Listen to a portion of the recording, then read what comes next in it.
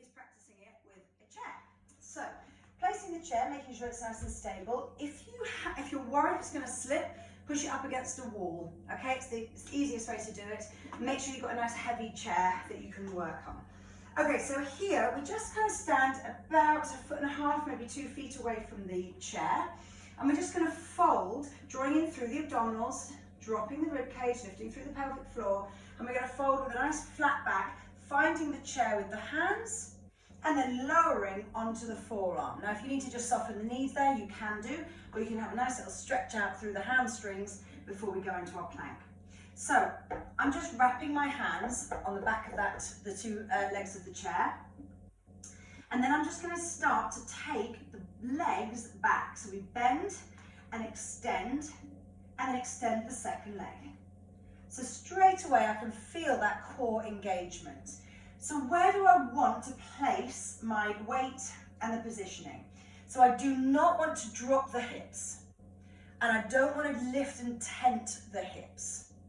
I want to bring them to that lovely, flat, lengthened position. So I'm thinking about a line coming from the top of my head all the way down through to the heels. Now, if anything, just slightly peaking in the bottom as opposed to dipping, because we do not want to dip, okay? So I'd rather a little weight lifted and feel like you're kind of in a slight tent than you are in a dipped position, but nothing up here, okay? So let's keep those hips nice and down. Those shoulder blades are drawing down the spine and they are away from the neck.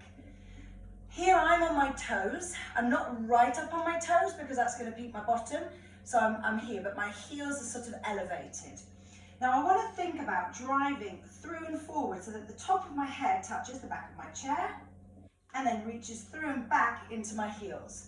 I drive through, touch the top of my chair with my head, drive back through my heels. Now, as I do that drive through, I'm using my back and I'm using my abdominals to drive me up and through. The weight doesn't go into my shoulders.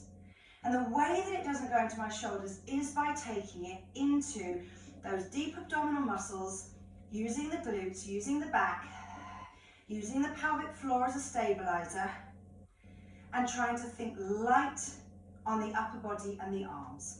Now, so your perfect position is halfway point between that forward position and that backward position, just there.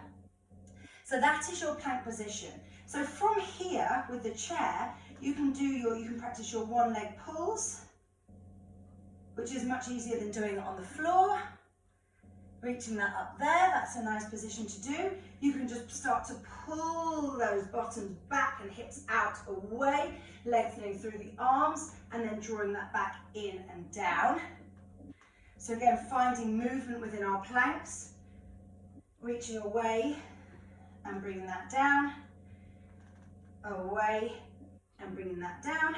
And then of course you can always do your climbers. So making sure that your arms are free from the chair, and making sure that your legs are nice and long, and we come up, up, down, down, up, up, down, down. And you're trying to face the chair the whole time. So there's no movement through those hips as we are lifting up, up, and down, okay?